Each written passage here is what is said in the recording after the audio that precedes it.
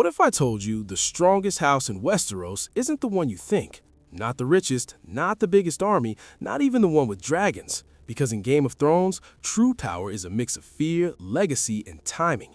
Today, we rank the top 5 strongest houses in Westeros history, and the number 1 might change your entire perspective.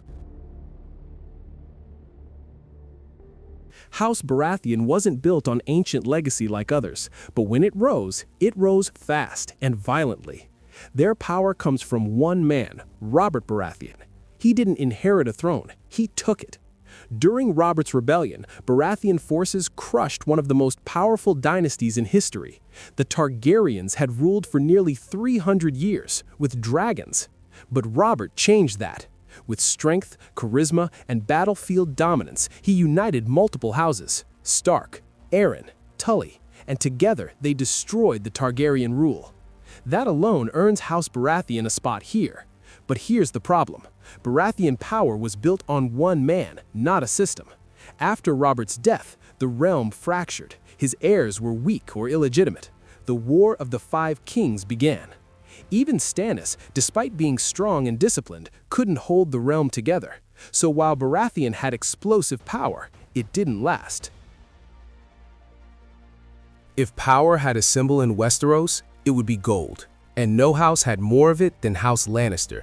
Their strength wasn't just armies, it was control. Control over the crown, control over the capital, control over debt. Tywin Lannister didn't need dragons, he used strategy.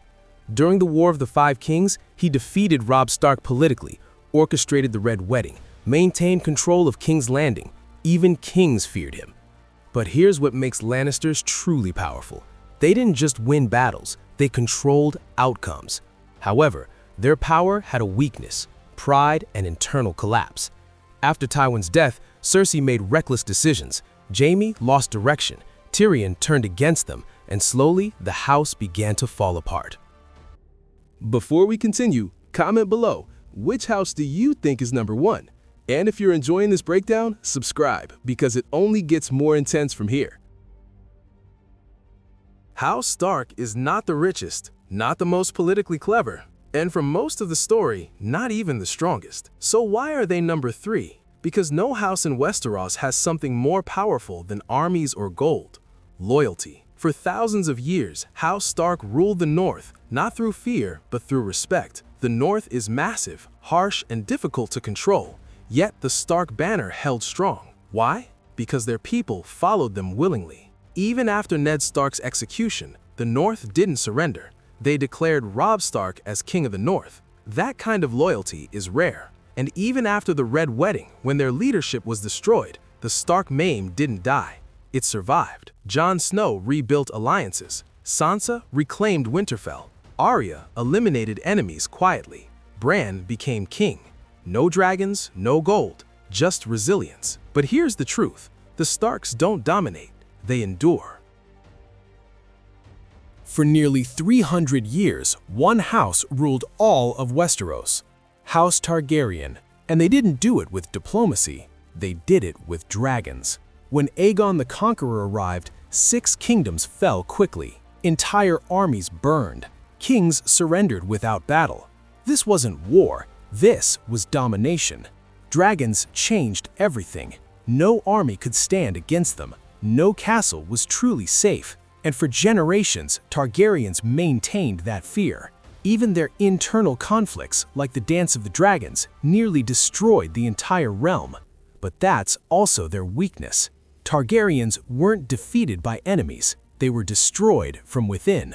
Civil wars, madness, power struggles. By the time of the Mad King, dragons were gone. Allies turned against them, the dynasty collapsed.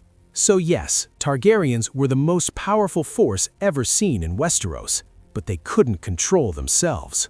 So now the question is, if not the Starks, if not the Targaryens, then who was number 1? Which house combined power, survival, and control better than anyone else? This might surprise you. House Arryn. They didn't have dragons, they weren't the richest, they didn't even seek the throne. So why are they number 1? Because they mastered something no other house could: consistency and survival without collapse. For thousands of years, they ruled the Vale, defended one of the most secure regions in Westeros, stayed out of unnecessary destruction. The Eyrie is nearly impossible to conquer. Their army is disciplined, their lands are protected by mountains, and politically, they always chose the right side at the right time. Supported Robert during the rebellion, maintained independence during chaos, avoided total destruction in every major war. While other houses burned, collapsed, destroyed themselves, House Arryn endured quietly and safely. So now you've seen the full ranking, but power in Westeros is never simple. Do you agree with this list, or do you think another house deserves the top spot? Comment your ranking below. And if you want part 2, where we rank the strongest individual characters in Game of Thrones, make sure to comment below and subscribe, because the next video will change everything.